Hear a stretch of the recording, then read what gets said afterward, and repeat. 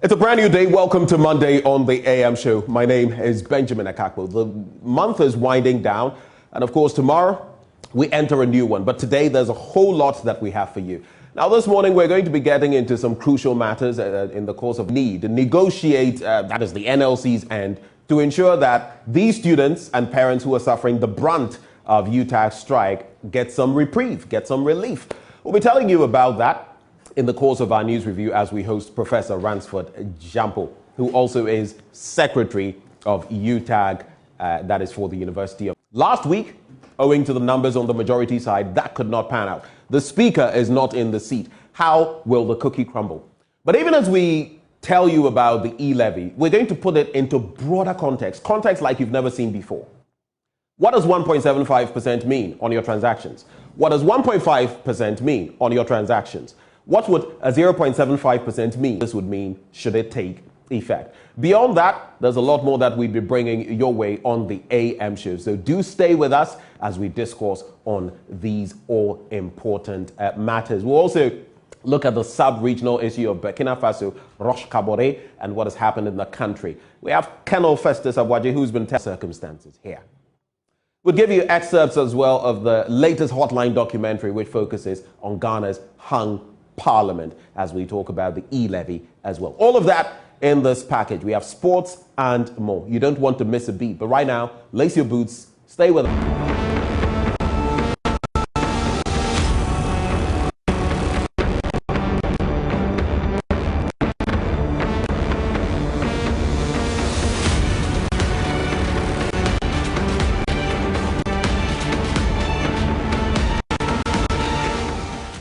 Hello, good morning and welcome to the AM News with me, Mapita Sibidi. In our first story, Education Minister Dr. Yao Osei-Edichum is asking critics who accuse him of abandoning projects started by the John Mahama administration to show evidence of secured funds to complete the project. In a news conference Sunday, Dr. Edichum said government has secured funds to complete several infrastructural projects, including 4 E-blocks started by the previous administration. So this year I'm excited that we're going to open 6 new schools focusing on STEM. The rest of the STEMs are operationalized 4 E-blocks. So for those who say we've abandoned them, no, we've been opening it every year. But today I'm announcing it to the good people of Ghana that if one government invests, another government will come and continue, because after all, it's the money of the people of Ghana. I've always been on record as saying that the E-blocks, where they were located packed with students, we've added a 2-story block and it's full. GMPC has built a 6 classroom block. It's also full. Excellent location. But when I go to the E-block, located at Drobonso, 2 miles away from Drobonso town, something is wrong. So the president directed that we needed to add dormitory blocks. As I speak with you, I've been told that we are at about 95% completion, and we are pushing to get the girls' dormitory and boys' dormitory all completed so that we can open the school. This week, Ghanaian universities, for the first time since 1995, enters its 4th week. Statutes of public universities require that schools close down after 21 days of no academic work. Justice Bedu has been speaking with some university teachers who have left the classroom in search of what they say university students look forward to. Graduation day is one of those. Today's my graduation shoot. Yeah, I'm excited. Amanda Dankwa has just completed a degree in psychology at the University of Ghana. I'm fulfilled. That's the classroom, on strike, fighting for better conditions of work. Psychologically, you know that you're supposed to go to class, and interaction with the lecturers sort of helps to grasp some of the concepts. But because you have to do it on your own, you can't tell whether you're on the right track or not. It's just... Suleimana Idisa. He came to the Ghana Institute of Management and Public Administration, GIMPA, in 2016 to teach, and then to the University of Ghana. My take home came to about He had just earned his PhD in economics at the University of Missouri in Columbia, USA. 2 years after that, he left, went back to the US, and took a job as a banker. At the time I was living Legon, I'm taking home less than $1,000 a month, which means I made a whole lot more money being a graduate student than working in Ghana as a full-time lecturer. I was spending like 1/3 of my income on fuel alone, not to talk about rent and everything else. Just on the basis of this kind of rising cost of living and standard income. Your money is not going up, but the cost of living is skyrocketing every day. It's just terrible. The issue of conditions of work for university teachers ran deeper. Over the past 2 years in the University of Ghana alone, around 20 lecturers have left their job for various reasons. Key amongst them, poor salaries. Just inside, I have come to meet Dr. Francis, and he trained at Cambridge University. Like some of his colleagues, he too has toyed with the idea of leaving the classroom. I remember when I got my promotion in October 2019. When I opened it in the head of department's office, it was misfilling. It showed that I had made some progress within the 3-4 years I had been there. But the part that made me a bit sad was the fact that I didn't really see any major improvement in my salary. And you ask yourself, you've done all this, taught this number of students, you've had to do research, publish a certain middleman between government and university teachers. The commission insists lecturers have the best possible pay now. Elankra speaks for them. It's unfortunate because at the end of the day, it looks as if the focus is on lecturers, when in actual fact, those who are really suffering are the students. But it's due them. Just this October, we concluded negotiations for conditions of service. I don't know any group or any person who sits down to negotiate conditions of service that will make them worse off. Even the single spine doesn't do that. The single spine frowns on any situation which makes anyone worse. Indeed, I can confidently tell you that the conditions of service that we signed off on in October were the best conditions ever for UTAC to date. If we can pay people monies that reflect their worth a little bit, incentivize them to work harder, just make them more productive, make them happier. I think we can solve a lot of problems in this country that way. We can't just give up yet conditions of service so that we can all stay here and contribute towards the development of our country, because nobody will come to do it to improve the situation for us. We have to work to make this better. I hope that the students will brace themselves towards the strike action, because they don't know when it's going to end, and they don't know how many strikes are going to, because they will finish. 1, 2. May be called off, or maybe not, but the issues that underlie the seasonal strikes by university teachers remain and would always come back to haunt the country. The Ministry of Local Government and Rural Development is charging metropolitan, municipal and district chief executives to be abreast of the changing needs of the people and advise governments accordingly. Sector Minister Dan Kwekuboche says the preferences and the needs of the citizens keep changing, and it's the responsibility of the MMDCEs to inform government to enable it. Fact, Richard Kojako has more in this report. The refresher course is being held for the MMDCEs to clothe them with the requisite capacity in order to manage the offices they find themselves. The country has been zoned into 4, and the capacities of the MMDCEs in such zones are being built for the task they are handling.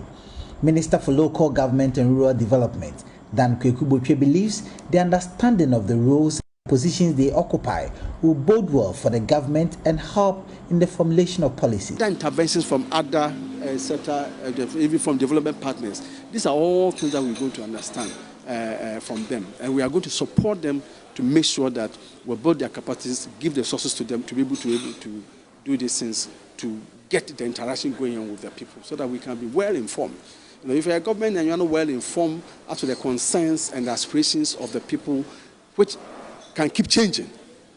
What people told that they were interested in January, by June, they are interested in something that the people you govern.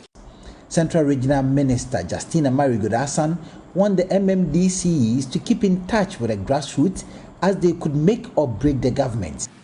Therefore, we have no excuse to compromise on judicious and prudent use of the scarce resources as we exercise our stewardship, especially our brothers and sisters at the grassroots level. I believe you agree with me that it is one of the surest ways to elicit their support in our quest for nation building. The head of the local government service, Nana Atuata, underscored the need for the exercise across the country. The various MMDAs is the DCs and the district coordinating directors. The DCE, as per Act 936 and the 1993 Constitution, is both the administrative and executive head of the assembly. The coordinating director is synergy between these two and also amongst the staff. Today, for instance, we hear a lot of DCs, their staff are not doing well, this and that. It's incumbent on us to also make sure that the staff are very professional. As businesses promoting functional cities and towns, greening Ghana, and climate change adaptation. Reporting for Joy News, Richard Kwejenyakon, Cape Coast.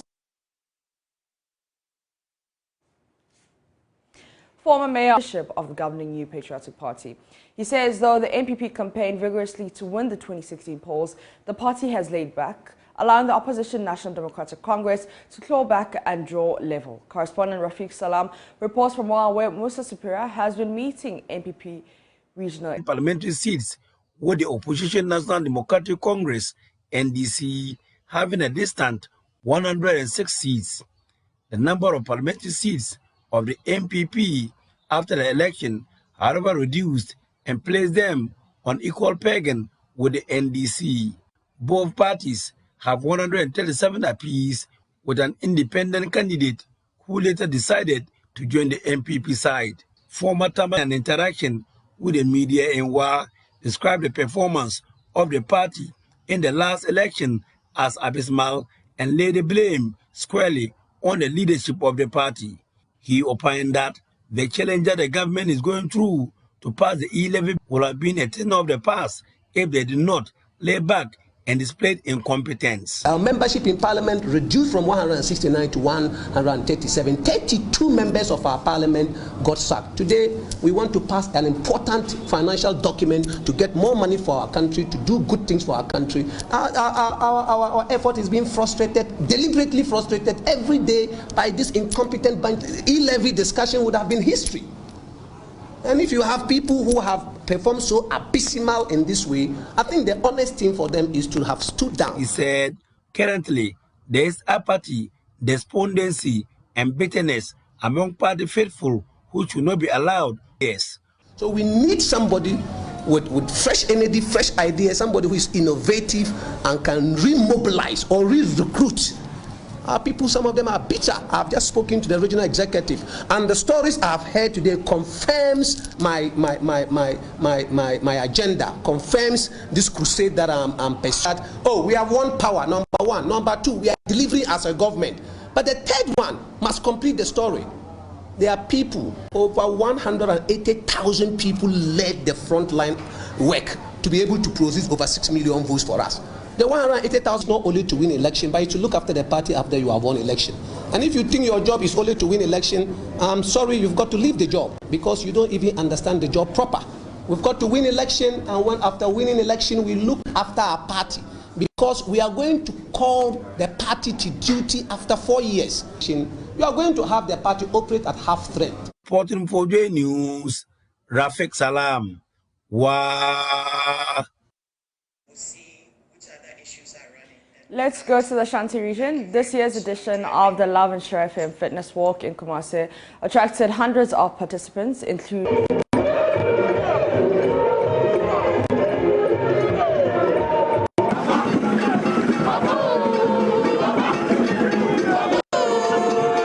Love FM Fitness Walk is happening. As you can see, I'm in the crowd enjoying my myself walking for health. We have crossed the healthy life. You definitely have to go for walks. That's why we have organized this program.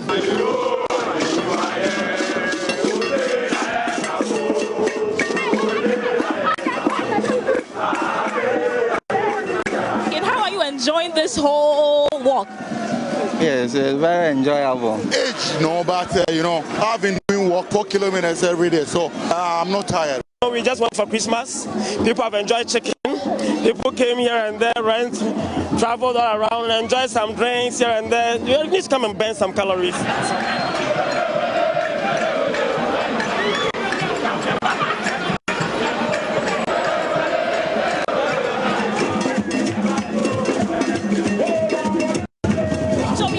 My name is William Mahama Majid, Area Manager, Eastway Savings and Loans. We have networked with other businesses and SMEs that came around. We've also had fun as the Eastway brand. We've had fun and we've exercised ourselves. My name is Rahima Boama Boache, and I work as the head of commercial banking. I entreat everybody to be part of it. I mean, the whole, especially the corporate world, especially with the bankers. Sometimes, I think because of our work, we don't get to do a lot of exercise. So it's a good thing. We are still interacting with people. We're actually issuing instant ATM cards. So yes, it's been very encouraging. From Kumasi for Joy News, Mona Lisa Frimpong reporting. And that's it for the AM News. For more news, you can log on to myjoyonline.com. My name is Mapito Sibidi. The AM Show continues with...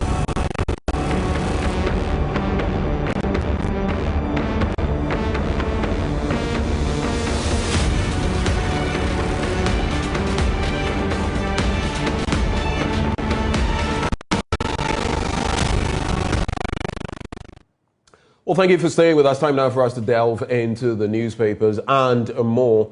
We'll be joined. There's that latest release from them concerning an action tomorrow.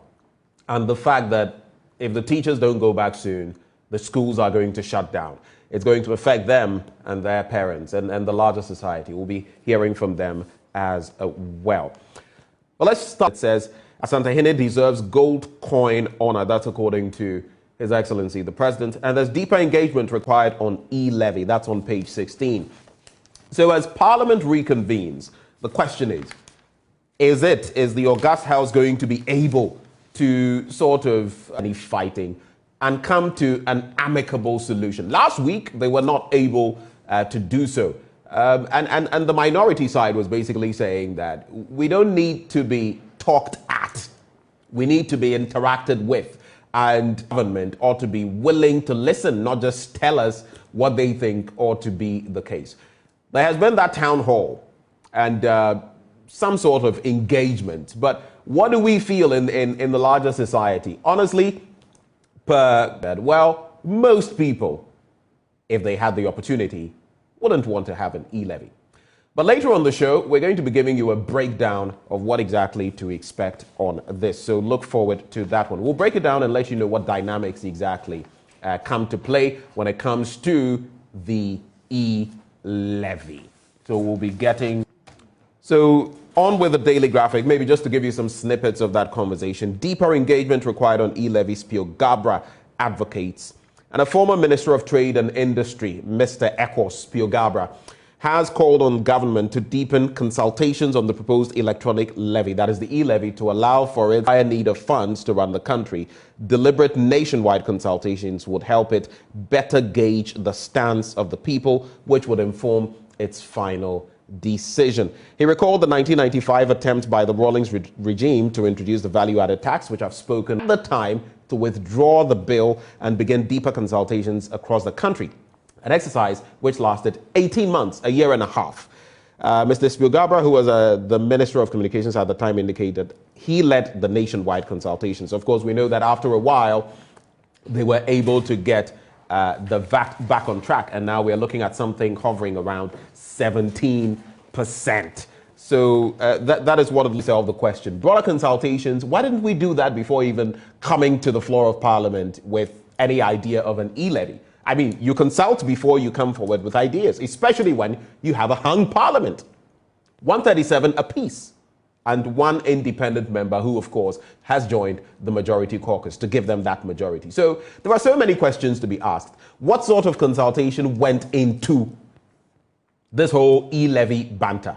We've seen it in other countries. Uganda is doing it, Tanzania is doing it, Kenya is doing it. But my concern here is that, and I'm sharing my effusions, pardon me, but my concern here is that these countries are taxing the service tax.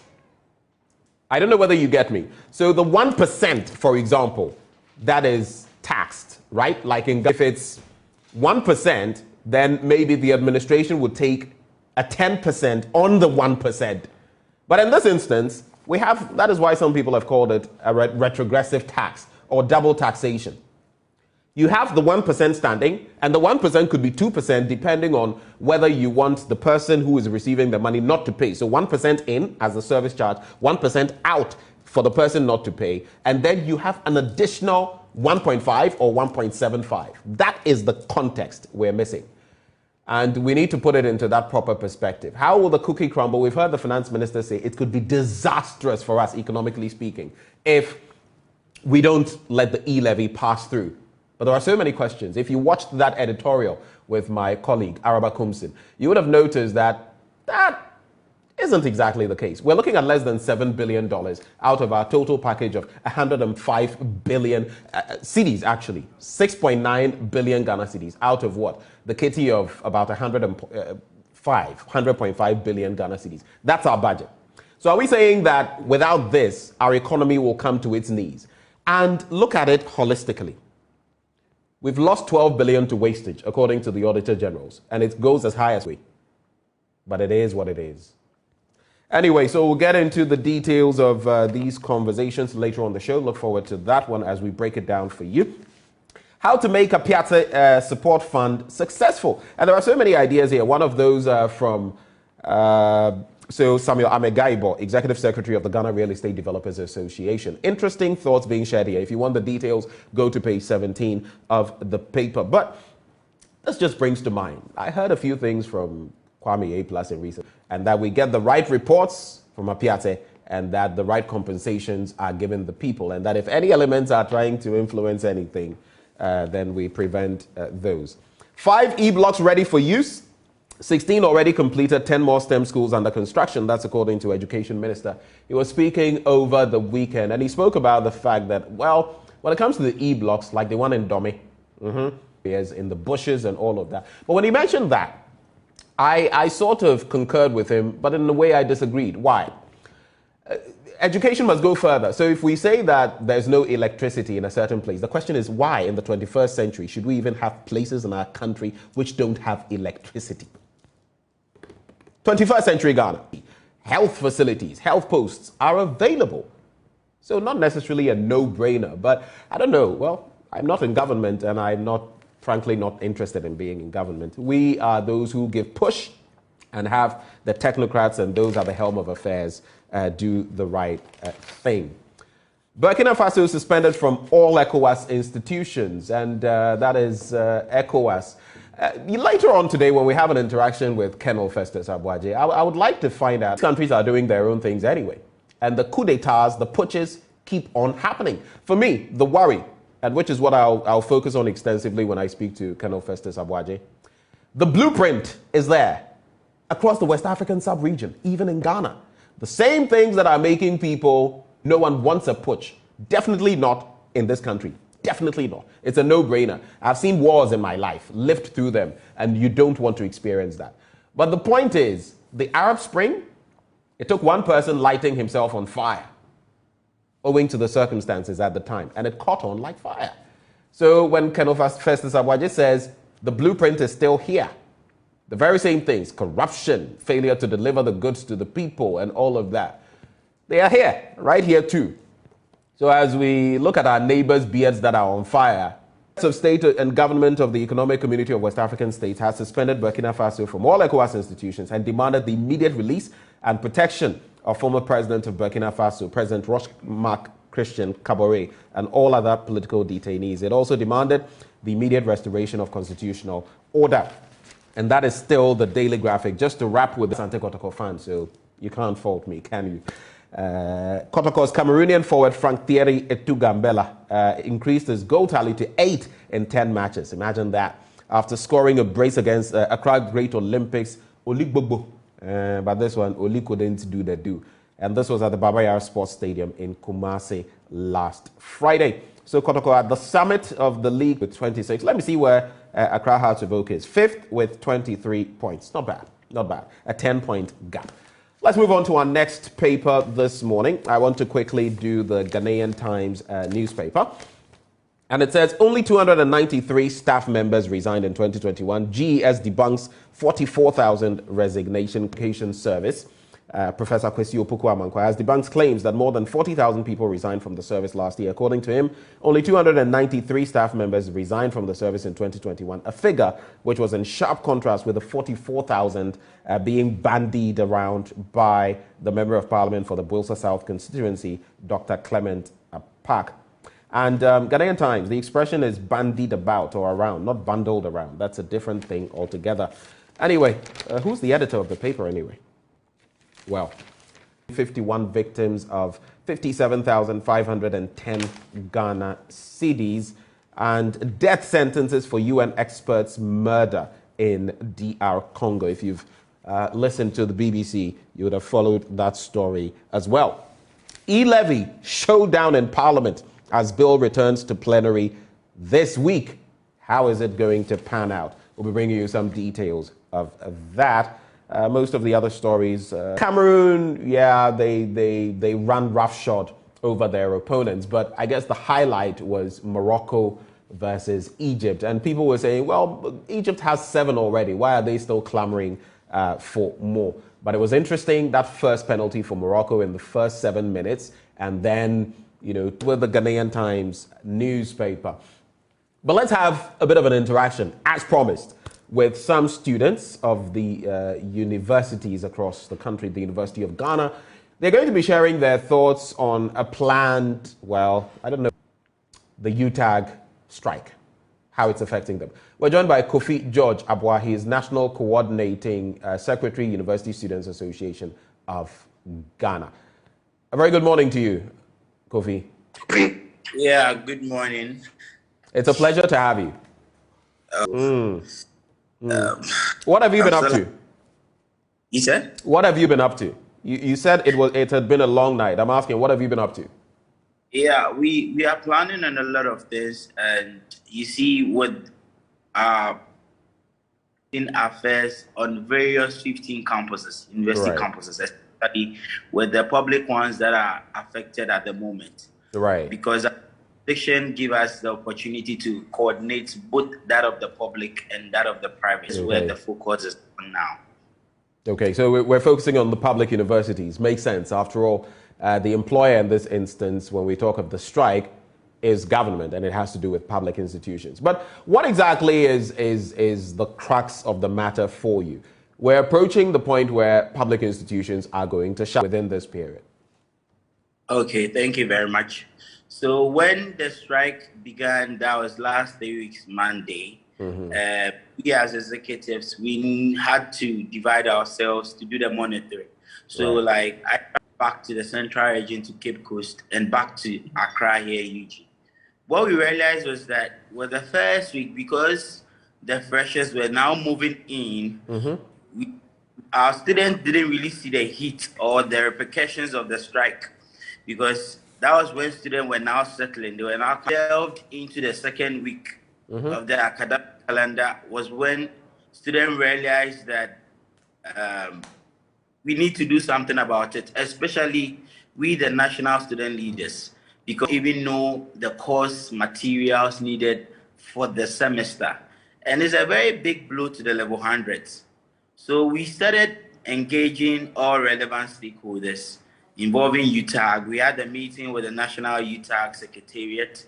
We had a meeting preview to us, and we getting to understand the baseline of the issue. It simply boils down to the fact that two powers are fighting, that is government and UTAG. We all know how doctors, lecturers that teach lawyers, lecturers that even teach journalists and other professions. So it boils down to the fact that we, the students, the university students, are suffering. Why do I say that? Now, as we speak, you know that UTAG is to face NLC with a legal suit on Thursday. They are meeting at court on Thursday. They are mostly affected. They've paid exorbitant fees. They've paid huge sums of money as their hostel and hall fees. So the bad side of the repercussions falls on the students, but not government nor UTAG. Right. So I guess it you know, unfortunate, because at the end of the day, it appears the focus is on the lecturers, when in actual fact, those who are really suffering are the students. But I want to find out from you. Lankra also says, but it is unfair to them, the students, because the employer, being government, is paying UTAG whatever is back. We've seen the sort of interactions the lecturers have said. From where you sit, do you think the UTAG members are being unfair to government, or do you feel it is justified, the stance they've adopted, that we've been through this for years and now we can't take it anymore? Where do you stand? That has engaged me. I am very firm on my position. And for me, I believe that government has been unfair and insensitive to the grievances of lecturers. Why do I even say that? I assumed office in June 2021. Just in August, UTAG commented, just after 2 months into office at the National Secretariat, I'm now handling issues of strike. So I remember clearly at that moment when we engaged the Ministry of Education, we engaged UTAG, we kept on begging the lecturers, we kept on to address the issue, and we had a positive response. They called off the strike. We were very happy because already it was affecting the academic calendar of students at then. Students had to graduate late, students had to. So with them, they had promises from government, which I feel it was so genuine, regarding their interim market premium, regarding the single spine pay policy, regarding their research and book allowance. And I believe every professional is due to fight for his or her conditions of service. I am a medical personnel, address that issue. And it was so unfortunate that recently, that's 3 weeks ago, they are embarking on a strike again. They are still in strike. And to understand the issues, it's 2024. I believe you have the document that states where they signed an MOU with governments and other specific stakeholders, including NLC and Fairways and Salaries Commission, which stated that their book and research allowance in 2024. So they feel, lecturers feel that governments seen as politicians are still playing dilly-dally with their demands. Right. So from where their actions are also affecting you, the students, the student body. And what it means when the 21 days come full circle is that the schools are going to shut down. The sums of money you've paid to be in school is going to be wasted to some extent, bearing the brunt of their actions. Now, moving forward, what would you like to see before the 21-day window shuts? What would you like to see? What is your call on government? Okay, thank you. I think this morning, Joy needs to be the only, and in our presser, that is, I'm speaking on behalf of Coalition of Concerned University Students, which I double up to be their lead convener. As I speak authoritatively that this week and all necessary. When this week? Can you give us some specifics? When this week? Yeah, please, it will be communicated shortly. As I speak with you, we have approval from the Accra Regional Command, Ghana Police. It will be university students will release a communique to give details on the demonstration they are embarking on. Right. Yes, please. All right, Kofi, thank you for engaging us this morning and giving us the scoop. And we wish you the very best. Hopefully, there is some remedy to this situation before it takes another wicked turn. Wicked in quotes, wicked meaning that it's going to have quite an impact on you, the students. But thank you very much for joining the conversation. I got Abuabo Market in Tamale. Don't we have too many fires in this country? And of course, when it comes to even the logistics of it, the fire service and all of that, people complain often that they go there without the necessary, water in there, but they will also tell you they need those, what do you even call those? those stationary bits where they can. It's a whole mess, but we seem to have too many fires, and now the latest being the Abuabo market in Tamale.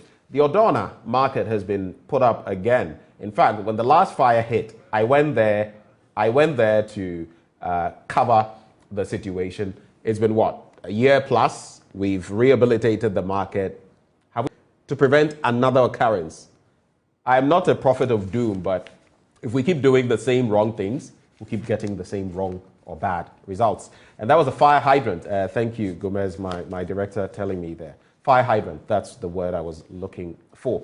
In the Daily Guide newspaper, Magdan Group inaugurates first private jet lounge at KIA. I'm just going to leave this matter out in that statement, asking for the inauguration to go back. So who is in charge of the airport, the terminals and all of that? Is it the Ghana Airport Company Limited? I pose the question because the letter appeared almost as though their hands were tied. They were fettered. But I don't want to believe that anyone can take up a matter and do what he or she pleases. So what exactly happened here? Move, which is expected to solidify Ghana's aviation industry. Of course, a thumbs up to it. It's a businessman, our very own, making strides. But I am concerned about the processes. It's not just about the outcomes. Were the right things done? The Finder newspaper. NPP to elect national executives from July 14 to 16. That's according to John Wedu. Reverse losses to profit making. President tells heavy. Well, Mr. President, merely telling them will not resolve the matter. Let the axe fall, and believe you me, people will do the right thing. Oh, go ahead, and we want you to work. It doesn't work anywhere. People must see the right things being done, or they must be pushed to do it. There's 25 out of 50 bridges financed by Czech Republic ready by end of March. And in other stories here, we have MPA Chief Executive visits Kenya's Energy and Petroleum Regulatory Authority. We'll be wrapping up shortly. Let's take a few more papers. The Ghanaian Publisher newspaper. NPP elects national officers in July. And Akufo-Addo applauds Asabi's leadership at SIGA, of course. There's also that story about Mac Dan. I'm skipping some of the papers or going through them rapidly because it's the same stories in them. The Custodian. There is the transformation of pharmacy practice in Tamale Teaching Hospital. That's the Health Digest, and that is on page 4. The Daily Statesman now. New Ghana Post MD pursues aggressive marketing. And of course, we've all heard of Bice Osei-Kuffour, a.k.a. Obwo. Development Bank Ghana takes off. Government names 7-member board as CEO. And then Dr. Ofei Agyeman expresses massive support for E-levy. You can check out details of that on page 4. The final paper will wrap with the BNFT. $540 million lost in 6 years through undervaluation of cocoa. It appears on all fronts in this country, whether it's the black gold, our oil, whether it's the other extractive industries, the gold, the diamonds, and all of that. What we can earn, we can't earn. Even our rosewood, which should have a ban, is being exploited for private purposes. See E-levy as means of sustaining economic growth. That's according to Finance Minister Ken Ofori-Atta. But right back at you, Mr. Finance Minister. We would want to pay more in terms of levies and taxes if we were going to see more.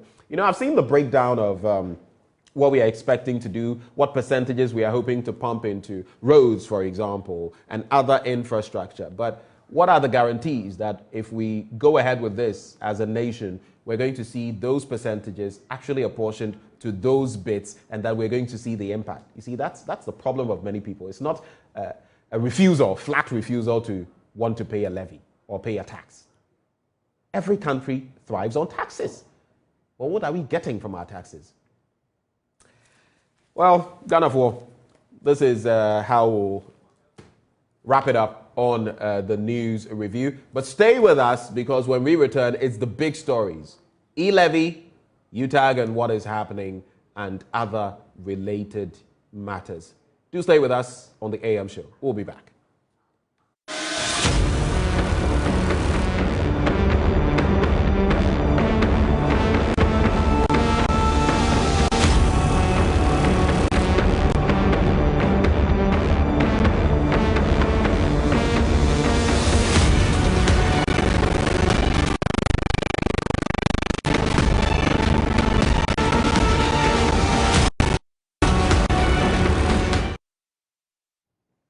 Well, thank you for staying with us on the AM show. This morning, we're going to give you a better understanding of this package called the E-levy. We're going to break it down for you and have you know the nitty-gritty. What is going to nation building? Where do we go? Well, we'll be finding out as well why some experts or analysts are pushing back or kicking against the E-levy. Joining us for the conversation, Dr. Patrick Esuming, Senior Lecturer with the University of Ghana Business School. We also have Seiram Kawo, Senior Lecturer as well, school, for joining the conversation, both of you. Good morning, and thanks for having me. Okay, so just to confirm, which one just spoke? Is that Dr. Kawo? It's Patrick. So we can hear you as well. Good morning. All right. Everyone. It's a pleasure having you join the conversation. Right, so we'll be getting into the nitty-gritty. We'll be getting into the main facts of the matter, why we've called, and so we can analyze. I just want to go through a bit of an analysis of what the core issues are. So Dr. Esuming and Seiram, do hold for me. We'll be right back to you. But in the studio, Isaac Kofi is back on the board, and dynamics, right? Just give us a breakdown of what we're looking at that you're going to be doing. Right, Ben, before we start, let's note that these are our own calculations, and it's subject to any change made by government. Right. And so let's start with E-levy. Let's assume explanatory as possible. When you say the value added on the transaction, what are you referring to? It means that, 100 cedis is not taxable as far as the E-levy is concerned. Right. So it means that from 200 cedis onwards, it's taxable. So it means that from 100 cedis to 200 cedis, if you move from 100 cedis to 200 cedis, you've added an additional 100 cedis to it. So we are going to tax that 100 cedis you've added. You get what I'm trying to say? So let's assume you are, transferring an amount of 100 cedis. This is the telco's charge. E-levy is not applicable here. So the total charge will be 1 cedi. And I bring your total to 101, cedis. That's the total cost to the sender. Okay. And now, just to clarify, of course, so if you're sending above 100 cedis, so if you're sending 101 cedis, those ones, the one cedi is the value added. Right. So we are going to where a 1 cedi component will be the service charge. Exactly. If you were sending 101 cedis, then that would kick on the 1 cedi that is added. Value added. So we are looking at that assumption for now. And then if you are transacting, let's say 500 cedis, the value added here is 400. Value added here is 400 cedis. The telco's charge will be 5 cedis. E-levy is applicable here, which will amount to 7 cedis, and the total charge will be 12 cedis. That is on the 400. On the 400 cedis, value added. Right. And this will give you a total cost of 203 cedis, 75. I think you've moved from 500 to 200. Sorry. 500 cedis is not going to be affected. So you're going to have the service charge, which is 5 cedis, and then you have the E-levy coming through at 7 cedis, which will then add up to give you 12 cedis, which would mean you're paying 512. So here the assumption here is that E-levy, so let's assume you are transferring an amount of 1,000 cedis. Remember that from 1,000 cedis, the rate is fixed fixed rate or flat rate. So it means that you'll be paying an amount of 10 cedis as the service charge. E-levy is applicable here, which will be 15.5 pesos, and the total cost to the sender will be 1,000 cedis and 1,000 cedis and what? 25. So 1,025 cedis, 75 pesos. That will be the total cost to the sender. So the 15 cedis and 75 pesos will be on the same rate, flat rate. That's 10 cedis. E-levy is applicable here. 33 cedis, 25 pesos, and the total charge will be 43 cedis, 25 pesos. And this, figure is the total, doing the E-levy at 1.75% constant with the 1% service charge also held at a constant. That will give you 2.75. Exactly. On anything above 100. If I'm transferring 2,000 cedis, I'll be paying almost 44 cedis, 1% service charge. We are not looking at the other 1% if you want the person not to pay anything. And we'll get to that. We'll get to that side. Okay. Now, let's look at E-levy 75. This means that here, the telco has reduced their service charge by 25%. And that is something that has come up. Yeah. So this is a different dynamic. Let's look at this dynamic as well. So 75 pesos. The total cost will be 100 cedis, 75 pesos. Now let's move to 500 cedis. Again, the value added here is 400 cedis, 7 cedis. And if you add it to the telco's charge, 3 cedis, 75 pesos, that will give you a total charge of 10 cedis, 75 pesos. Right. Now the cost to the sender is 1,000 cedis, a fixed rate of 100 cedis for service charge, and e-levy is applicable here, 33 cedis, 25 pesos, and the total is 43 cedis, 25 pesos, and this will amount to 2,043 cedis, 25 pesos to the sender. Yeah. So let's do some more, because there are many different permutations we can do with this. Now we're going to look at what? An e-levy at 1.5%, which is a dip in the e-levies percentage. So assuming e-levies at 1.5%, and then, the service charge is still at 1%.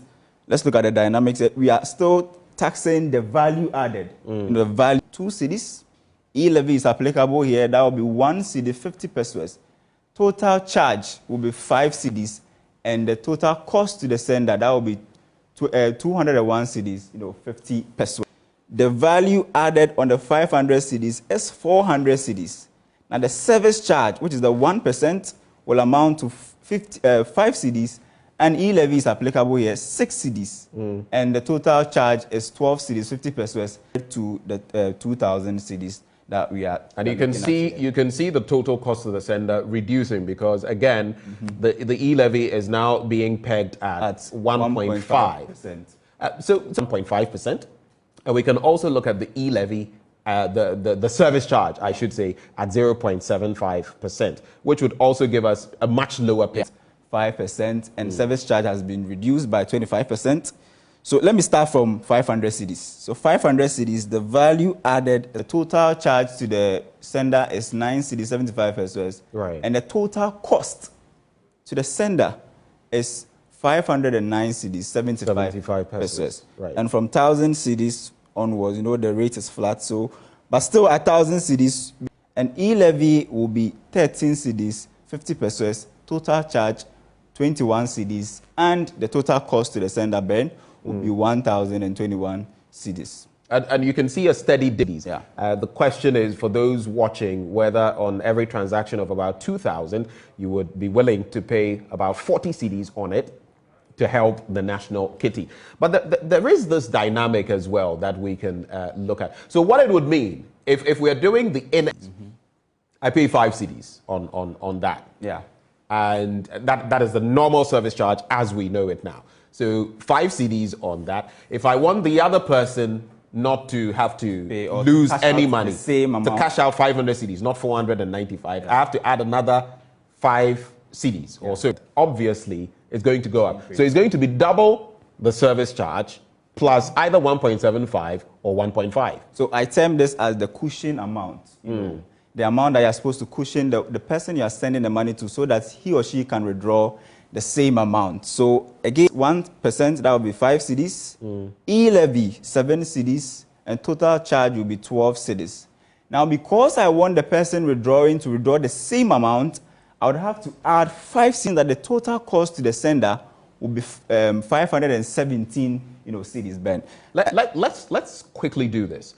Let's compare this 500 or these 517 cedis to when it is just 1%, one way, 1%, without the additional 1%. Okay, let's move to the next slide. This is when you want the person withdrawing to cash out the same amount, but e-levy is at 1. So again, 500 cedis, value added is 400. The service charge here is at 0.75%, meaning you're going to pay an amount of 3 cedis, 75 pesos, and the cushion amount would have to be, 3 cedis, 75 pesos, and the total charge to the sender will be exactly in this instance. Exactly. Right. So can we do that quick comparison? So when we have the two-way thing, 500 cedis, of course, the component that is going to be affected is 400 cedis. But we are using the 1% service charge. 5 cedis here, 5 cedis there. You would be looking at 507 without the second component, the cushion amount. without the cushion amount. So 517 CDs. Without the cushion amount, what would we be looking at? So we'd be looking at 512 CDs. Yeah.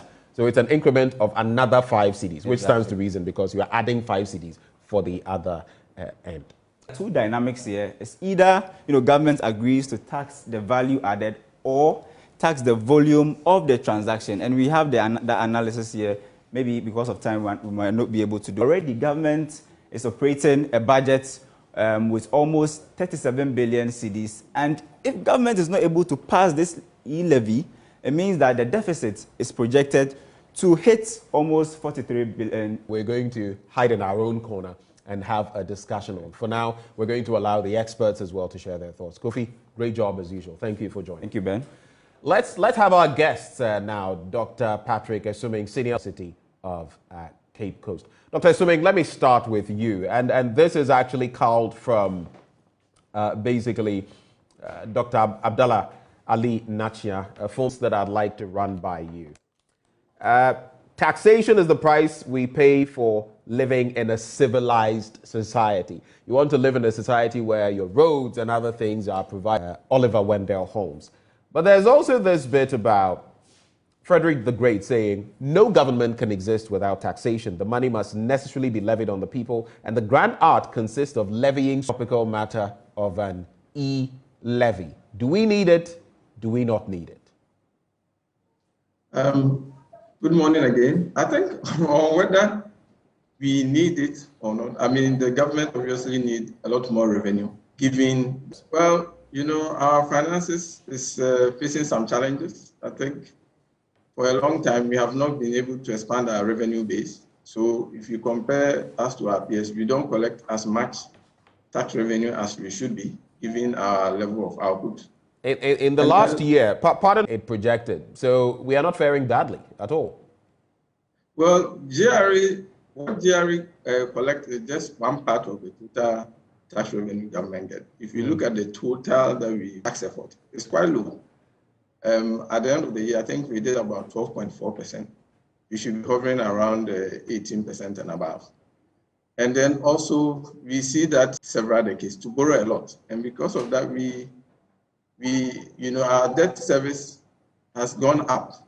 If you look at the budget that was presented, I think the single biggest is a lot more revenue so that we can also sort our finances and also bring the much needed improvement in the lives of Ghanaians at the moment. The E-levy, in principle, it contravenes or it's not consistent with what has been seeking to make the economy cash light. And also over the past few years, we've been trying to bring more people into the financial. In the period that we are in, COVID is still around. I don't think that is something that we want to be encouraging at this moment. The other thing we have to look at is that even in the finance minister's own budget for 2022, you saw that there were other revenue measures, property rates, trying to collect more property taxes, which is more progressive, by the way. And then also paying more attention to the exemptions bill. The exemptions that cost us when we were under the IMF program. So for me, I don't think at this moment, even though we need more revenue, I think we should be looking at other sources rather than electronic levy. And interestingly, even what you said, Dr. Esuming, in Uganda, a 1% rate was levied on fees for all money transfers, except those conducted by the banks. But in that same year, by July that same year, it was brought down to 0. Using the mobile money transactions. About a quarter of the people, which is huge, 25%. So what is going to be the impact? Only time will tell. But let me come to you, Sairam. What is your take on an E-levy? We need to develop as a country, but as some people have said, the least. What is your take? Are you in support of an E-levy at this time?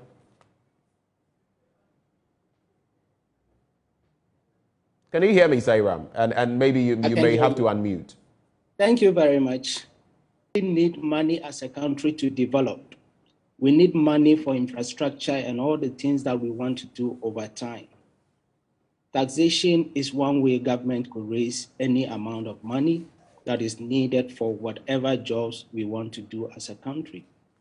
but the tax must be in consonance with the objectives of the nation and where we want to take ourselves to for us carrying cash along on whatever we want to do. So coming up with taxation on e-levy, on our electronic transactions, especially mobile money, and any other electronic point of sale service using your ATM, you are using e-switch and the rest, where tax will be paid on this particular amount of money. This is a tax that can easily be avoided. If it could be avoided by the people who are going to pay it on the moment that we transact, I don't think it's a way to go. There could be a much broader discussion. For example, there are a lot of businesses that have come up with online transactions.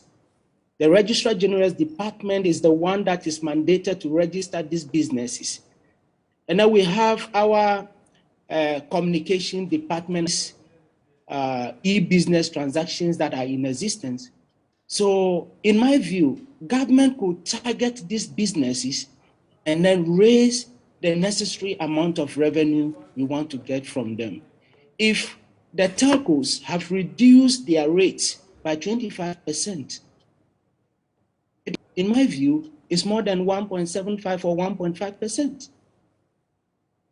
It means that earlier on, the telcos are making a lot of money from the Ghanaian citizens.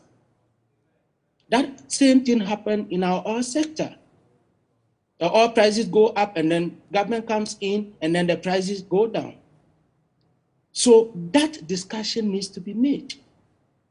Sending money to buy some items, for example, earlier on, I have to add some more amount of money to this particular one.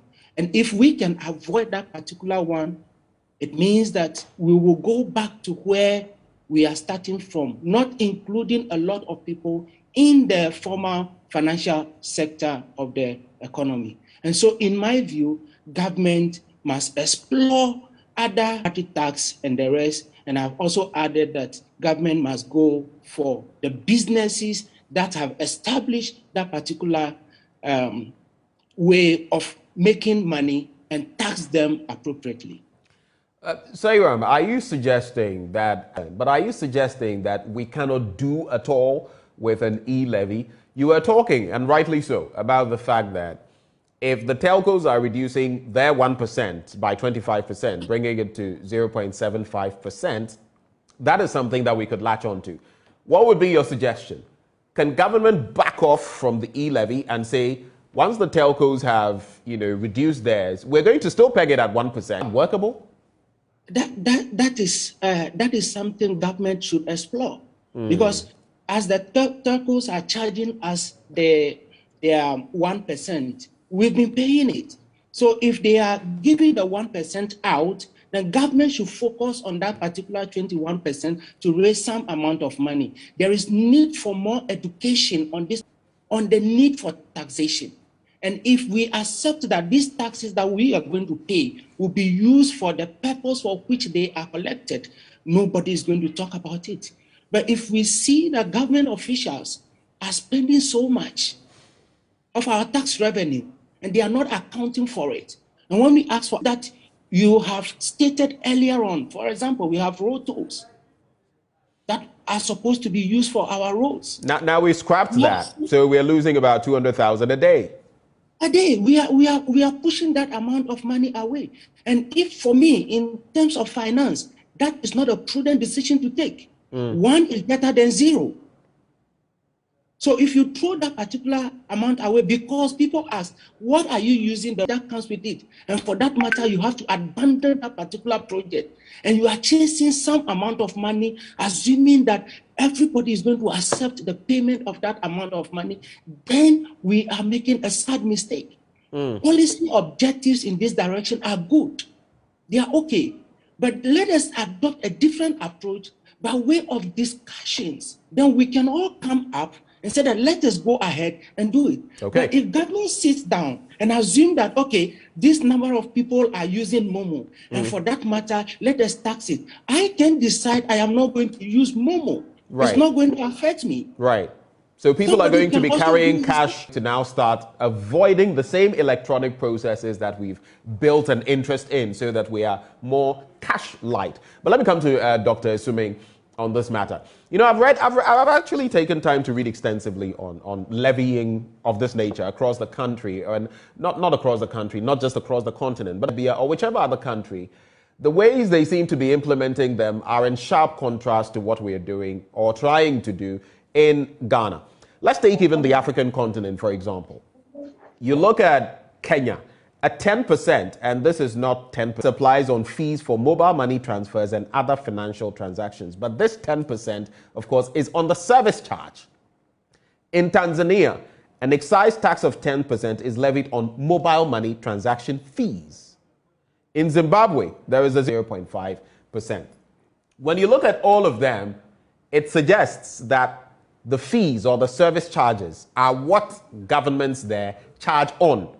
But here we are looking at a separate service charge and then a separate e-levy, which is why some of you in academia have called it regressive or a double. I think, you know, I will side with you on so many angles. It appears that if at the moment there's a 1% charge, which is also capped, if the government decided to, you know, impose a fee on or a levy on the fees, that will obviously represent a way smaller amount than it is seeking to raise. Now, I think why we want to tax the transaction. Then, obviously, like you said, you know, one of the things that the finance minister said in the budget was that it is a way of bringing the informal sector into the tax bracket. And I completely disagree with that. Because the informal sector, they pay indirect taxes. So when we think about bringing the informal sector in, it's really getting them to pay more direct taxes, i.e. income taxes, or businesses that are operating under the radar, bringing them into the mainstream so that they also pay. First of all, I think you end up taxing already the most tax, that is the informal sector, because you know, you receive your salary, you've paid income tax. Then when you move your money to a different place or you are making a transaction, you pay a tax or a VAT on the item you are buying. And then you are asked to pay a tax for the mode of payment. So I think this is what people should understand. You are taxing one mode of payment. Obviously, when you make a transaction with cash, you are not going to be taxed for using cash for the transaction. So if the alternative mode of transaction alongside margins is going to discourage that mode of payment, and we should expect that, you know, we won't raise as much revenue as the government is projecting. I definitely am convinced that it is not, at least in the first year, it is not going to raise $6.9 billion as is projected. You suspect it will not even be able to raise that. How come though? Are you suggesting that, like we've seen in other instances, like in the Ugandan experience, where, you know, about a quarter of people just went off mobile money transactions, are you suggesting that if we go this way, people will be compelled to move their transactions away and go cash instead of cashless, and that is what will even lead to a reduction in the expectation? Is that what you're saying? Exactly that. So if you look at the analysis that you were showing, I mean, at the top end, you realize that to send 1,000, you had to put an extra 53 CDs on it. You have to go to an ATM. For many people, going to the ATM will probably not cost them as much. So they will find it more helpful to, rather than sending mobile money, especially if the ATM is in close proximity. Many people, their threshold will be such that, you know, to send 1,000, the extra 53 is too much. So if they feel that that 53 is too much, a lot more people will stop. And I think I've been reading this morning on the Joint News for the first time that the Deputy Finance Minister has admitted as much, that within the first 6 months or so, they're expecting a 24% reduction in mobile payment. And that's exactly what I expect to happen. And when that happens, the government will not raise as much revenue as it is projecting to raise. In fact, interestingly, per some of the other studies, it could even impact corporate tax they pay. So we could be losing from both ends. But let me come to Sairam on this beat. I know both of you are saying, I get what you're saying. You don't want the e-levy at all. But what if we had an e-levy and it was a reduced form? After all, we had VAT. It was kicked against 18 months later. We had it, and now we are looking at what? Around 17.5%. What if we had an e-levy? And this is my basis. Maybe between 0.5% and 1%. You would notice that in the countries that have an e-levy pegged at 1% or a little above, it is charged on the service fees, like the separate charge or levy apart from the service fee. They are looking at around 0.2% to 0.5%. So what would you say if this administration were willing to bring the e-levy down to a cap of 0.5%? Totally say that we are against the e-levy as a transaction in totality. If government brings it down, I would go in for 0.5%. 0.5 people into the tax net. Aside bringing other people into the tax net, there is the need for us to also explore other ways of raising the tax revenue. Most of the people who are into this, most of the people are into family businesses. In Ghana, we don't have any regulation. We don't have any documentation on family businesses, business regulations, and the way they could be managed and then sustain that particular area by getting more tax from these particular sectors. There are businesses area. The 25% reduction by the telcos can also go to government. In that way, we can raise the necessary amount of money, and the Ghanaian populace would accept that this is the way to go. And if we see that these monies are meteorate, we can go up a bit in the future. But for now, going straight forward to 1.5% and the rest will bring us back to where we were before the introduction of the mobile money system altogether. Dr. Esuming, it is said, and your tax experts will tell you that taxation is a process, not an event. It's not something that, bam, you do today and it's time. They were hoping to implement the e-levy by tomorrow, the 1st of February, 2022. That is not going to happen, at least not as we have it now with the pushback in Parliament. So what would you say this administration, if you were consulting or advising this administration, looking at the fact that VAT, for example, took about 18 months to come to a healthy release, and this government doesn't have time, what would you proffer? Yes, it's right that this government doesn't have time, but I think the government has been doing, for me, the most important thing for expanding our tax bracket over the past 5 years. People helping to identify properties and helping to identify individuals. So, and you see that they are taking those measures forward. They are, trying to get us, to connect or properly identify us when you make mobile money transactions. And from July, we are told that we have to use the Ghana card, which, by the way, is a tax identification number now for all banking transactions. In other words, found either to pay income taxes or profit taxes on the profit they are making. I think that's exactly what we've been doing for the past 5 years. So it's quite surprising that after doing all the hard work, it is now just time to bring them together, link the systems, so that whatever you are doing, you'll be able to find it. So for instance, if you have been doing bricks business and you've never paid any tax, and you go to DVLA to register a car worth 500,000 Ghana cedis, then the DVLA will relate that information to the GRA, and then GRA will ask you, I've seen that you have bought a car worth this amount, but by my records, you haven't paid any tax.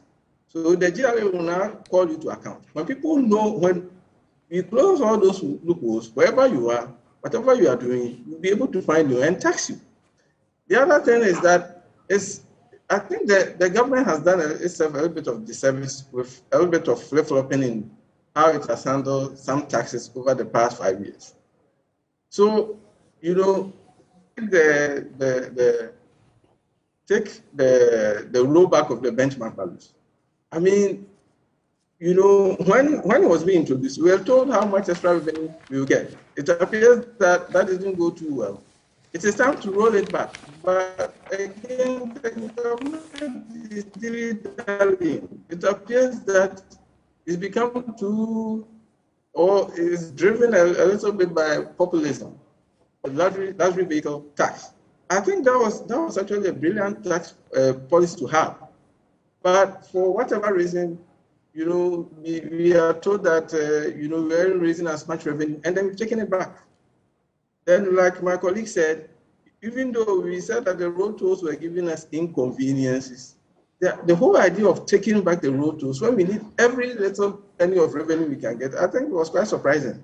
So I think the government should just stay the course, you know, come up with a consistent strategy for broadening the tax base and just stick to it and let people be convinced that this time you are ready to go to the long haul. I think there's too much short-termism happening with our attempt to raise revenue does that give you the impression, Doc, that there's a bit of confusion in terms of our economic management, in terms of managing the finances of the country? Because like you've likely said, I mean, who has an outlet for revenue and lets it go without necessarily having other measures that will generate more revenue? We've spoken extensively over time about the road tolls that have been taken off. Yes, people, maybe it's easier going through the traffic now, but it means government is going to lose those 200,000 cedis every day. Not to talk about the jobs, especially for people living with disabilities, that is lost. You talk about other bits that you've made mention of and how we're bleeding in those angles, the benchmark values and all of that. Does it give you the impression there is some instability or confusion in terms of our economic policy management? I think the management of the economy has largely been okay. I think maybe, you know, what happens is that what we need to do to broaden the tax, the tax is usually medium term. And you have to give the government credit for trying to do that from day one with the digitization. But sometimes in the short term, it feels that you need to raise revenue from here and there, and it doesn't really stay the course. And I think that gives a little bit of uncertainty. So if you're thinking about what we've mentioned with the benchmark values, I think the government is feels a little bit more pressure to pass the E-levy because at the moment we hear that it has put the benchmark values rollback on the back burner for a while. If you look at the projected revenues, I think the trade taxes, international trade taxes, were projected to go up almost 50%, largely on the back of the benchmark value review. So if that is not coming, there's a little bit more pressure. And we have to say that the government had 3 years before the COVID, and some of the policies that were put in place then, some of them didn't help at all. In 2018 or so, we decided to slash electricity tariffs by, 30% or so, only to, during the COVID, come back and bring COVID stabilization levy because of energy sector debt. So I think that, you know, there's some of the things that the government has been doing. It leaves you scratching your head. I'll bring up at the tail end the alternatives we can adopt. But Sairam, I'd like to find out from you, from where you sit, is it reflective of your thinking when the finance minister says if we don't get the E-levy, and now he's conceded to 1.5%, our economy is going to face severe shocks and is going to be inimical to the fortunes of our economy in the year 2022. Basically, things will break down. Is that the real picture? Thank you very much. If the statement that if we don't pass the E-levy, then everything is coming to an end will not hold. And I hold that particular view that without E-levy, it means that there is nothing that we can do in our country, Ghana. No, it cannot be possible. Because when you look at the kind of corruption that goes going up from time to time, So if we are able to reduce this amount of money, then it means that it is not a case like if we do not pass the E-levy bill and we collect that money, it means that our economy is not going to go up. We have money over time. There are more to be done in that particular area. So coming up to say that, okay, without passing the E-levy, then it means that the economy is coming to an end and we are going to go back and all those things. I do not agree with the finance minister humbly on that particular view. There's a long-term strategy for the management of the economy. And if that we do it very well, then our economy will not be talking about E-levy today. We have oil in our country, oil revenue. What do we use it for? The diamond, the gold, the cocoa, hope, and everything is on the E-levy. Is that what we are telling Ghanaians? Some interesting questions. No, it is not a case that without passing the E-levy, it means that our country is going to come to an end. It's going to be very difficult. Difficult in the sense that government has planned everything based on this particular amount of revenue that they hope to get from this particular one. The town hall meetings that we see government holding must be heard before this particular policy is being propounded. If the town hall meetings were to be heard all over the country and people's conscience have been built up into it and all those ones before the policy is being announced, this kind of pushback, but I'll come to you briefly, Seyram, for maybe 30 seconds of wrap-up comments. So think of what you're going to say in a nutshell. But Dr. Esuming, so we know, for example, our 126 state-owned enterprises bring us some valued actually at about 110 billion. That's about 27% of our GDP. But guess what? Just last year, the prices are bringing us net losses. Over the years, this has been the situation. But if you add the wastage that the Auditor General points at, 12 billion Ghana cedis, that can do a lot. That is way more. It's almost twice the E-levy. If you add the 5.3 billion of our losses here, I mean, what are your projections, your final comments? What do you think we can do as an alternative to an E-levy?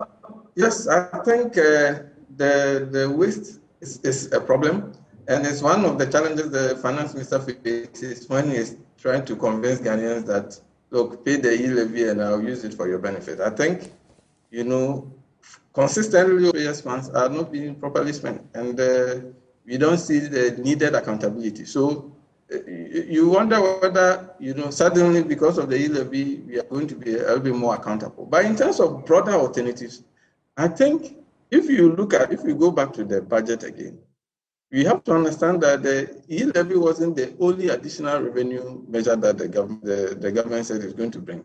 I think that we should focus on the other things that were mentioned in the budget. The other things like the property taxes. We were told that from the beginning of January, you're going to have much more from properties because properties are fixed. They are in fixed locations. And once we've spent a lot of taxpayers' money documenting where properties are, identify where they are, it should be easier to collect more. Then I will hammer again the exemptions. In time past, the president has spoken about how exemptions cost the Ghanaian economy is almost twice what we collect with E-levy every year. So we should focus on that. And finally, let's keep pushing the digitization agenda in terms of raising the revenue. When the vice president spoke at Ashesi towards the end of last year, he clearly explained how all this digitization that we've been doing for 4 or 5 years, because those are more long-term and sustainable, and we will not get the pushback that we are getting with the E-levy. It goes back to what we said. Taxation is a process, not an event. Your final words, Seyram, in some 30 seconds, the way forward. All right, thank you very much. Government, as a way of raising revenue, should bring back the road toll. The road toll is something that can raise some amount of money. Even thinking about increasing the different types of private cars that you are using, you could pay an increased bit of that particular amount of money.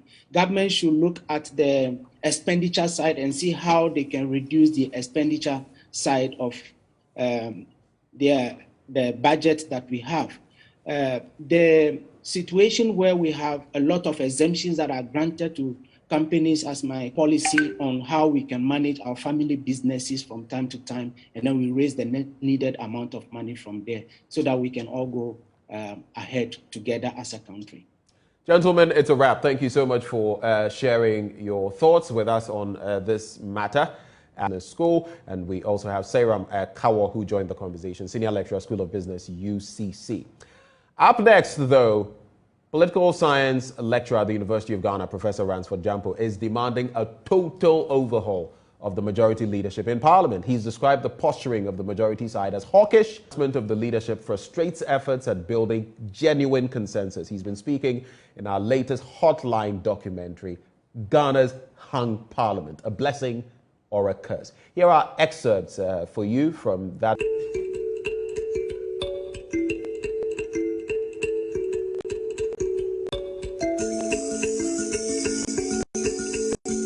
Since the inception of the Fourth Republic, first time in Ghana's history that the legislature recorded 170 male MPs from both sides and also 20 female MPs from the divide, plus an independent MP representing the people of Fomena in the Ashanti region. Some Ghanaians were excited about the current responsibilities and sharpen the country's parliamentary democracy. Ransford Jampo is a political science lecturer at the University of Ghana.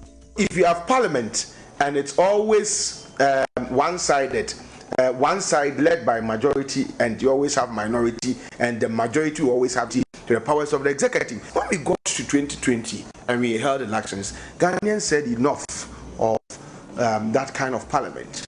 They voted to give us a hung parliament. And for me, it is unique to the extent that it's not happened before.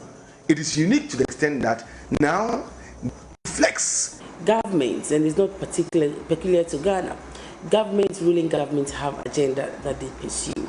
They need to drive the agenda with the approval of the legislature as provided in constitutions the world over.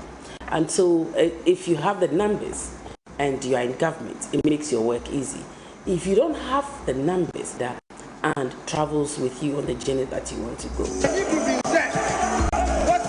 So the first head-on members of the governing NPP had crossed at the start of the 8th Parliament was to get the NDC caucus to back down on its quest to nominate a candidate for the speakership. Agreed to nominate Alban Babin as their candidate for the election of the speaker when former Speaker of Parliament, Professor Michael Quay, who at the time was still interested in being the speaker, reached out. But I told him, Prof, you know the difficulty that we have when we go through that path. But if your party can present you, and our party doesn't present a position, because as at that time, my party hadn't taken a decision as to whether we feature a speaker or not. If you can get your party to do this, and then my party doesn't put a candidate on my to reach out, and I also added, sorry, that since after the election, nobody is reaching out from your end. So my party hasn't yet met. We are meeting today to consider what to do. They said, oh, that Mama Jisu is the Council of Elders on our side. In my view, if you could talk to Hackman, who is the Council of Chairman of the Council of Elders, to start talking from the top. If some understanding is reached, that then it becomes easy. But obviously, as a whip, I will stand by what my party says. A minority determined to elect Alban Babin as Speaker of the 8th Parliament began mapping out strategies. The first was to court the support of the independent. What was his reaction? He wanted time to think. And I can tell you one funny thing. I spent more time talking to his wife than himself. As part of my strategy. Talking to his wife, telling her what we were ready to offer, if he could come on board and what have you, until a powerful king called him. And then obviously we all respected him. Then a powerful king called him. And then when he told me, I said, well, this is a king that myself I revered, so it will not be good to disobey him. But my advice to you, is that you know how they've treated you. Don't accept anything. If you accept a ministerial position, they'll humiliate. Kwesi Parker Wilson. Good morning, sir. Good morning. Good morning. I greet you, sir. I greet you. Prof Akapo, I greet you. Do you want me to get on your case? Oh, no, not yet. Not yet. Let's talk about the hang parliament. Let's talk about the hang parliament. But the hang parliament, it's turning out to be what many people didn't expect. From the outset, we felt, it's going to balance things out. But the balancing has been something, which I believe in. Though I must state clearly that the majority leader says there's no hang parliament. And of course, in this documentary, he provides reasons why he believes there's no hang parliament. Political scientists will tell you once it's 137, forget the extra person who is an independent candidate, though. And you see, when you watch this documentary, it tells you the psyche of the majority as against the minority and the independent aspect we spoke to. And let me say that since the Fourth Republic, many have said that Parliament has become a rubber stamp. And so the outcome of the 2020 election gave us a responsibility. And I can give you an example. You call the approval of the PDS in Parliament because the majority at the time had overwhelming majority. In spite of all the concerns, 150 something. 169. 69. That's against 109. Right. So in spite of all the concerns raised by the minority, the majority still approved the deal. Now, fast forward to the 8th way. Now, you remember the Japa deal? Yes. What happened? The minority kicked against it. Today is out of the budget. Right. You remember the Courtesy Defense Project? Right. Now the E-levy. And that has become a major source of controversy. 137 says we try to establish whether we are having the benefits, we are reaping the benefits of a hang parliament, or perhaps it's becoming a curse to the ordinary Ghanaian. And I must tell our viewers that this question is being answered in the documentary. I spoke to Professor Wansford Jampo, political science lecturer at the University of Ghana. I spoke to Dr. Rashid Draman, works at the Africa Center for Parliamentary Affairs. In fact, he's special of parliamentary work. And I mean, you should watch him give an account of how this parliament has become over the last 1 year. And even the conduct of the majority towards the speaker. In fact, we are learning that there was a meeting among the leadership of the House that the majority leader should tone down. Tells me that he has never seen a speaker who has been challenged under this Fourth Republic more than the Right Honorable Speaker Alban Babbitt. The other day I was having a discourse here, I think it was with Manuel Kranting, our other colleague, and I was mentioning that, even on the so is this, if you want to build consensus, or if you want the other side to hear you out, and then you start agitating, I mean, I don't know, but... You don't know how it's going to work out. But I must say that this evening at 8:30, the documentary is airing. Of course, at 8:45, documentary. I entreat all our viewers to spend some time and then watch this documentary to understand the nature of the parliament you have in the 8th Parliament. And every individual in this country is interested in Parliament. Right. You have a representative in Parliament. So you need to watch out for what they do in Parliament. As Chairman Sabonsi said, go through the laid down procedures. Right. But we'll talk about everything. And let me tell you this secret. The NDC has put together a 15-member committee. They call them the Bad Boys. The Bad Boys? The Bad Boys. TBB. So we have MPs, your MP, who perhaps is in Parliament. And he's a bad boy. And he's a bad boy. He's a bad boy. And so these bad boys are the ones who ensure that at every critical, including the election of the Speaker, the E-levy, among others. So as you are going forward, the next probably 2.5 years now, the bad boys will have a lot of work to do. When there is critical decision to be taken in Parliament, these bad boys will be given the assigned roles to ensure that this documentary. The bad boys. The bad boys. They call them the bad boys. You want to find out about all of that, all the fireworks on this Hotline documentary. So don't you miss out on that. But thank you very much, Parker, for joining. Thank you for having me, Ben. Well, right from here, right from Parliament, we'll be looking at, well, maybe the broader situation. Not just Wajay has been talking to us about how he feels the contagion that has affected Mali, Guinea, and even recently Burkina Faso is also extant right here in Ghana. We've heard the likes of Professor Enning. We'll bring you that conversation right after this.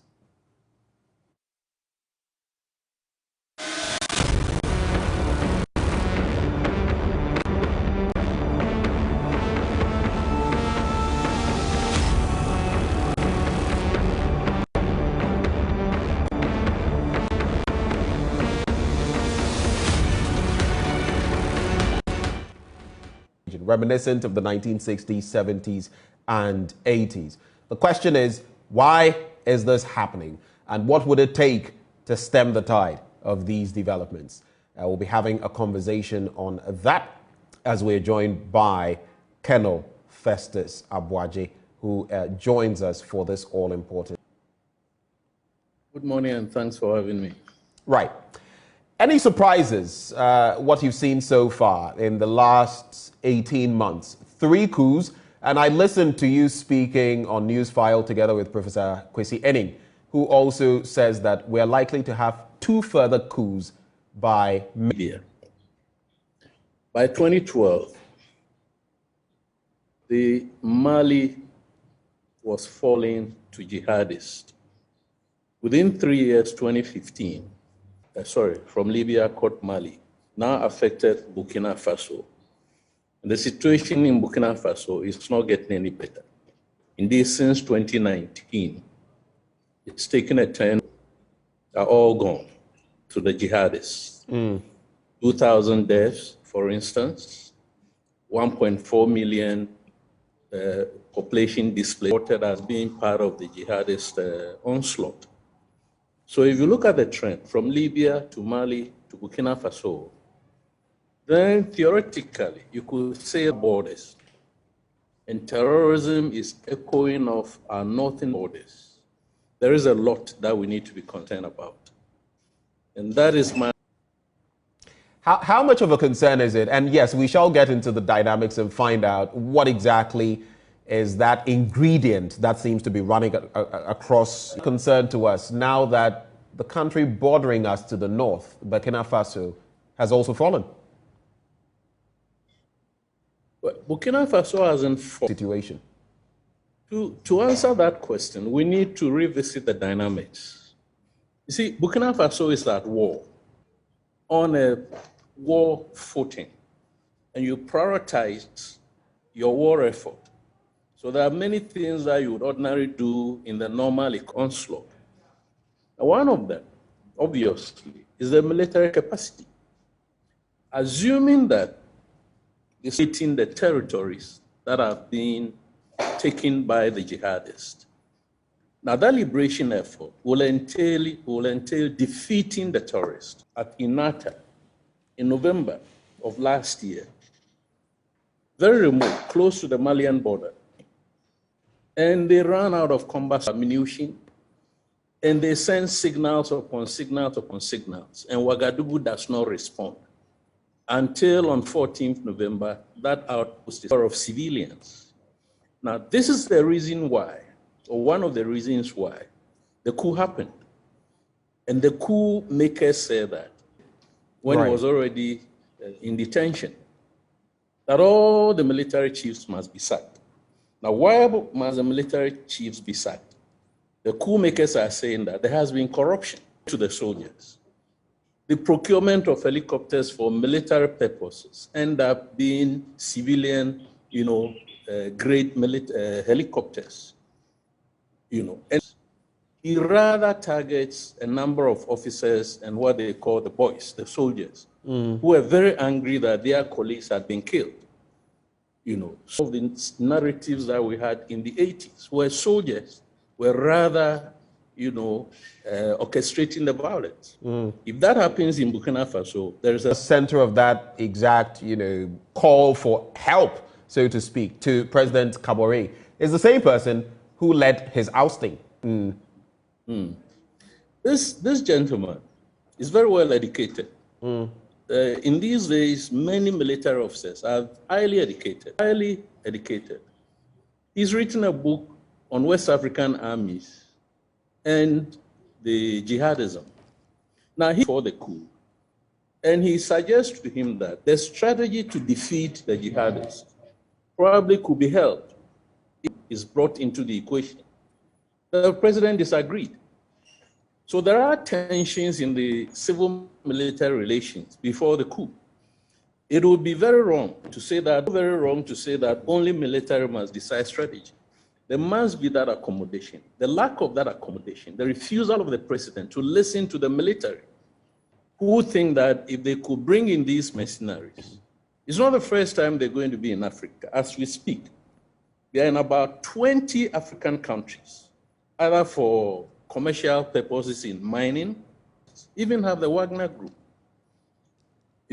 So the point I was making last week is that there is something, and I cited a few examples of some of these things in Ghana. Right. In fact, until. Yes, go ahead. Go ahead. Wrap with that comment. At the point I was making, I don't have any doubts about that. But the rubber will hit the road. And when the rubber hits the road, assuming, that is when we'll be able to test our preparedness. Right. So like Burkina Faso, everything was fine until the jihadists came and they realized that no, their military capacity and capabilities were not sufficient. These countries that are succumbing to coups, and after the coups, reminiscent of the Rawlings era in the 80s, people actually jubilate. They hit the streets bearing placards, bearing photos, images of the coup makers, and they are jubilating. And these are democracies. Yeah. Now, what is that contagion coup? But what are the factors sweeping across the sub-region that make these democracies think, oh, we are good to go, and yet they fall? What are the factors? One of them, I think, was pointed out last week by either Professor Kwesienin or Professor PJ, that there seems to be a loss of confidence and trust in African democracy. The masses don't trust it. Is actually addressing their socioeconomic needs.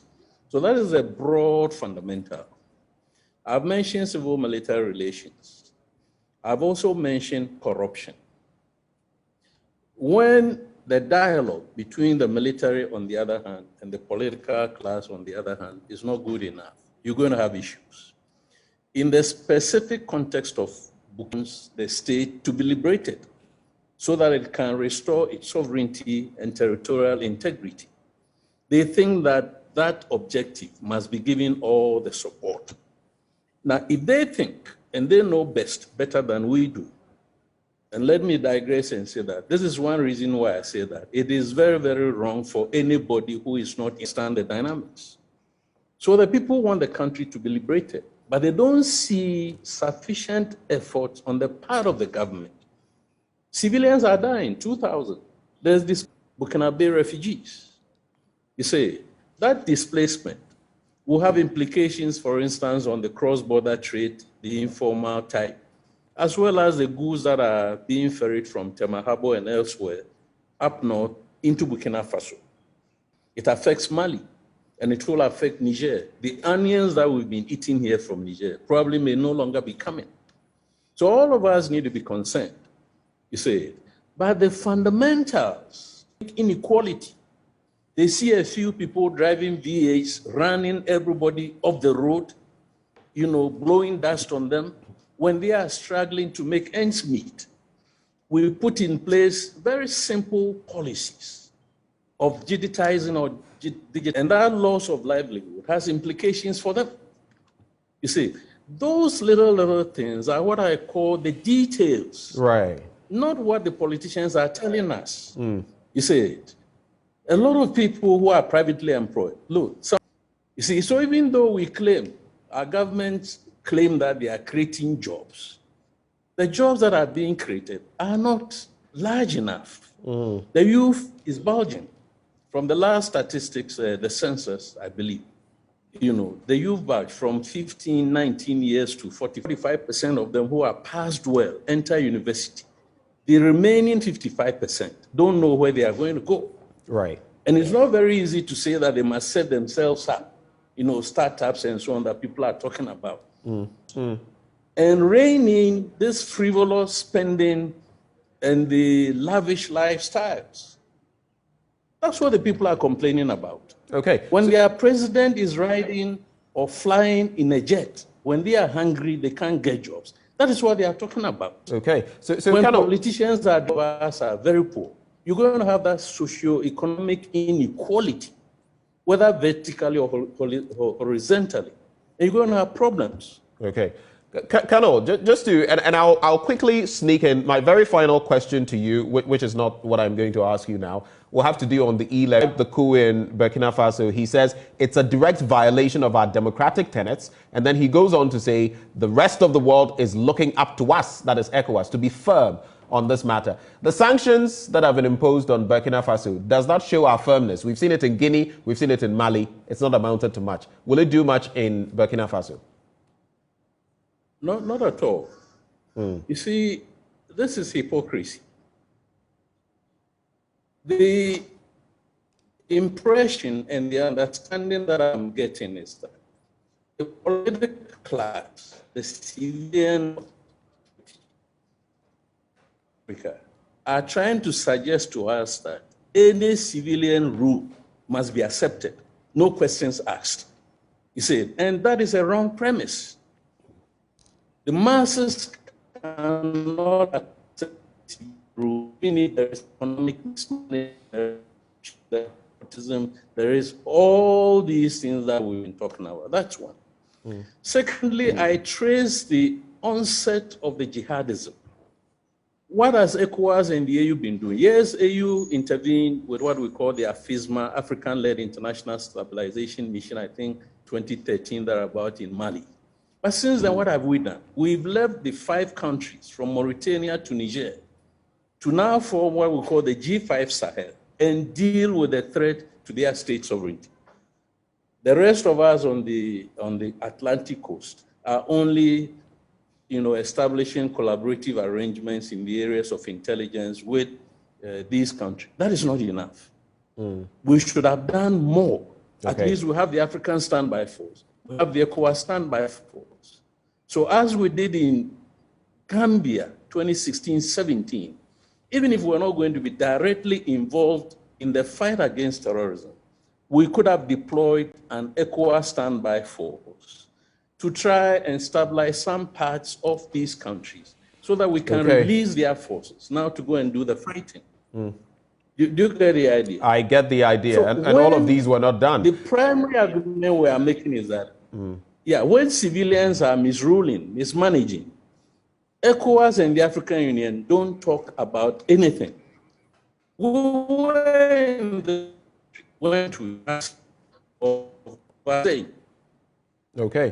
Cote d'Ivoire, the president changed the constitution and went for a third term. 2015, Togo, same thing happened. Guinea, just last year, the president has run out of his term. Instead of stepping down, he now re-engineers the constitution, gags the opposition, throws them into jail, releases his military to kill innocent protesters so that he can go for a longer term. Did we hear ECOWAS in any form or manner condemning some of these military... And those are questions we will definitely have to ask. ECOWAS, yes. Colonel, I just want you... So the argument is that if ECOWAS does not ensure strict adherence to the principles that the president referred to, free, fair, transparent elections, for instance, respect for human rights. Look, Ayawaso Wogon should not have happened, and all those that preceded. So when we kill, as a state, we kill innocent people and don't even take care of them, what kind of democracy are we talking about? We violate human rights, and we just go home and say that we are democratic, and that's the end of it. In Parliament, and let me emphasize that. Colonel, we're going to have to wrap it here, unfortunately, owing to the passage of time. But we're very grateful for your time that you joined us this morning. Colonel Festus Abwajid is sharing his thoughts there on the situation in Burkina Faso. Something big is coming, and the way you listen to Multimedia's radio stations is about to change. Get ready for it. If you're using a smartphone running on Android, just activate your Google Assistant now and get ready to ask Multimedia for a whole new experience. To do this, look for the Google app on your phone. It's the multicolored letter G. Open it and press your display photo or initials on the top right. Go to settings, find Hey Google and voice match and open it. Make sure Hey Google is enabled by tapping on the switch until it turns blue. You may have to record your voice so your Google Assistant can identify you anytime you speak. Now, you're ready to ask multimedia. Yeah. Okay, so that is it. Get ready and make the most of your Android device. Now, before I say goodbye to you, I can't run without doing this. Happy birthday to Professor Eric Dankwa of the West African Center for Crop Improvement, WAXI, University of Ghana. Thanks for being an asset. It's from Aram Bashan and from Richard Dodu to his lovely wife, Rosemary Dodu. Happy birthday to you. My name is Benjamin Akakmo. This has been the AM Show. Do join us again, same time tomorrow. Have a good day.